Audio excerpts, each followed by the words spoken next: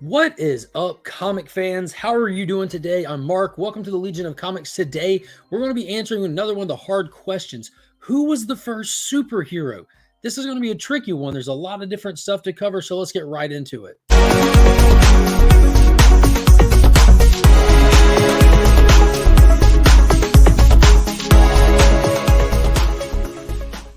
Today's video is sponsored by Big Time Collectibles. Be sure to check them out at their website and follow them on social medias to not miss out on the amazing exclusives they're dropping. And also our good friend Justin Comics on Instagram. Be sure to hit him up if you need anything cleaned or pressed. You can find the link to all the sponsors in the description to all my videos. So let's unpack this. This is going to be a tricky one, like I said. We're going to try to figure out who the first superhero was. So it's pretty much well known that Superman started it all in Action Comics issue number 1 in 1938. But was he truly the first superhero? This is going to come down to a few different factors. I'm going to need your help to help me decide, as well as I'm curious to know who you would consider the first superhero. So be sure to leave me a comment down below and let me know what you think. So let's get right into it. So to figure this out, we do have to be working with the same definitions here. We can't be talking past each other. So I went ahead and I pulled the Google standard definition that you get, just a generic one, and it's more interesting than you would think. So the Google definition states that superhero, a noun, is a benevolent, fictional character with superhuman powers. And it even includes the little phrase, such as Superman. So it's pretty telling that Superman is included in the definition itself. There's also a couple of key points in this definition, such as benevolent and fictional.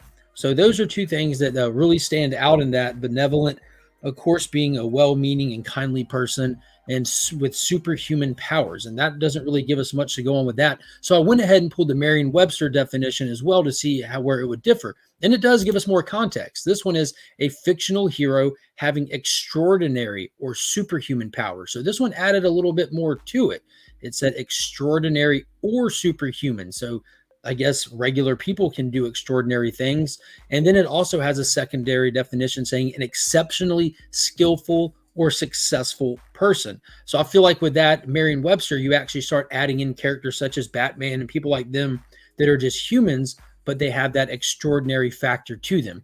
So now that we have that working definition, let's really unpack that. So Superman is definitely not the first character to fall under those guidelines. There's been many through history, tons. So how are we really going to draw the line in the sand? So I started to look around and I'm like, well, I see all these different formats. So let's just take it back as far as we can. Before people were doing comics, before they were writing books, they were telling oral history stories, all the way back to Homer with the Iliad and the Odyssey and all that stuff. But the one that really stands out to me when it comes to oral tradition of storytelling is none other than Beowulf himself. So Beowulf's tale is approximately from 700 AD. That is disputed a little bit, from 700 to 750-ish. And it didn't even get put down in paper till many, many years later, till about 1800-ish. But the story started being told that long ago, 700 AD. And Beowulf, he battled monsters. He was exceptionally skilled. He would do it in the buff of all things. He fought dragons, and he did this for the good of other people. Now, the benevolent factor, this one is a little bit iffy with me, because though he was doing it to help people and he was looked at as this legendary guy you could call on for help when you have these problems, he still was doing it for selfish gains to a degree. It was the vanity, it was the pride. He wanted to live on eternally through his name and stuff like that. So Beowulf is definitely a contender, definitely one to think about if you would include this format. Now, if we want to move on to another format and move up the timeline a little bit, this is one I'm sure a lot of people don't know. I had to familiarize myself with this character as well, and then a light bulb came on. But Hugo Hercules in 1902 in the Chicago Sunday Tribune, they were doing the little funny shorts. This isn't necessarily like the standard comic strip you would see, but it was pretty close to it. And Hugo Hercules was just a super fella. He considered himself a regular guy who would just use his exceptional strength to help people do basic tasks and perform simple things. So Hugo Hercules is definitely a contender as the first superhero, if you ask me, but he doesn't necessarily fit the mold of what we would consider the standard superhero to look like, even though it cannot be lost on the fact that even Alan Moore, legendary writer, saw this character and knew that there was something more to him and included him in his work called League of Extraordinary Gentlemen. You might have seen that movie, but it's also a comic book that had a few volumes from legendary writer Alan Moore, and he even included him there as just really the help. You know, he would just use his exceptional strength to help do basic tasks in there. So that's definitely a contender, and he was very influential, because if we go on and really start pushing the needle forward down the timeline, we start to see the architect of what superheroes are known as today. And that all started in 1930 with Philip Wiley's book Gladiator. It was about this character named Hugo Danner. His father performed prenatal experimentations on his mother. He was trying to create a more evolved human race. So he was taking all these insect DNA and stuff and whipped up a concoction and injected his pregnant wife. And that bore a son who had super strength. He could leap tall buildings. He had super speed. He was bulletproof. He was literally the golden age Superman. He had all the attributes of a superhero. Now, he did not sit there with a suit or anything, and he largely tried to hide his abilities from the world. And you don't get many examples in the book of him performing super feats, and he was really shunned. And he eventually met his demise in the story and everything. But that has all the hallmarks of a superhero with his superpowers. And again, this character was not lost on comic creators. It would come later, and you could tell they were heavily influenced by it, because he was brought in to not just DC Comics, but many publishers. But the Young All-Stars is a great example where Hugo Danner appeared in actual comic book form later on. So that takes us all the way up to 1930. But what came next? And this is really where it all comes down to it, in my opinion. This character right here, the Phantom, in 1936, created by Lee Falk. He was in an actual comic strip, and he had a mask with the white-out eyes. He wore a skin-tight suit. He had the tragic origin where he lost his family to piracy and swore an oath to not let it happen again. And he was what's considered a transitional character. We did have the pulp characters that came before, like the Shadow and the Spider, as well as our jungle adventure characters like Tarzan.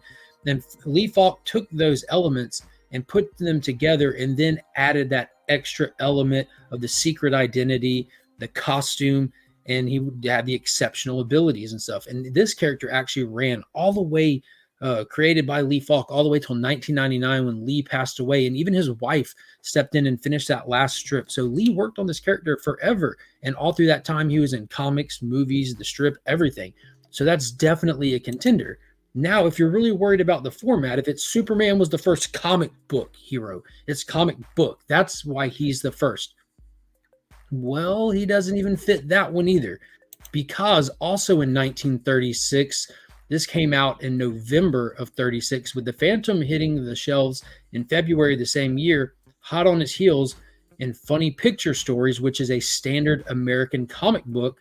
You had the first fully masked superhero. He did not have any powers or abilities. He was a hypnotist that had a secret lair. He would use gadgets and all kinds of stuff, like the cane in his hand that could shoot projectiles to solve crime and stuff. He was just a straight pulp style character, but he was in American comic book format, predating Superman. The first ever fully masked comic book character right there in the clock. So now we have everything in every format is pretty much predated Superman. So what is it that makes people think Superman? So I would go and have to say, because he's next on the list, he's the first standard American comic book superhero. What you see with Superman is elements from Hugo Danner. You see the strength, the speed, the leaping, and it is rumored that Jerry and Joe got all the inspiration for Superman's abilities from Gladiator. That has not been proven, but that is the big rumor. And then you have characters like the Phantom with the skin-tight suit, and you have Superman with the skin-tight suit. So he's just really transitioning. It's like this is just the X factor. It had the magic potion that everything came together in the perfect way that just really exploded. You see elements from everything that came before, helping people, the tragic origin. It's just all encased in this one book right here. And that's what really set it off. So with all this information, it gets us down to it. Who's the first superhero?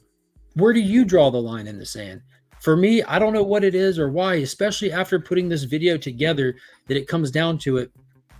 I have to say it's the Phantom, because where everything came together in a perfect storm for Superman, I feel like that happened for the Phantom. The only difference is it's in a comic strip, versus a standard American comic book style format. But that doesn't mean he doesn't exist. Obviously, he's stood the test of time. They still make Phantom content today. So I'm going to have to go with the Phantom. I love Superman to death. He's easily one of my top 2 favorite heroes of all time. But the Phantom earns this one. Who do you think it is? Leave a comment down below. Let me know who the first superhero was in your opinion. There's really no right or wrong answer. It's just where we draw the line in the sand on this one. But I appreciate everybody watching. That's going to do it for this video today. Be sure to hit that thumbs up, subscribe to the channel, and be on the lookout. In just a couple of days, I'll be posting a video announcing the 2,000 subscriber giveaway. Thank you so much to everyone who subscribed to the channel and continues to support the channel. I'm trying to do some new things and some different things to keep it fun and to get everybody more involved with the discussion like today's video. So if you enjoy this content, definitely hit that thumbs up, share it out to your friends. And until next time, as always, I'm Mark, but we are Legion.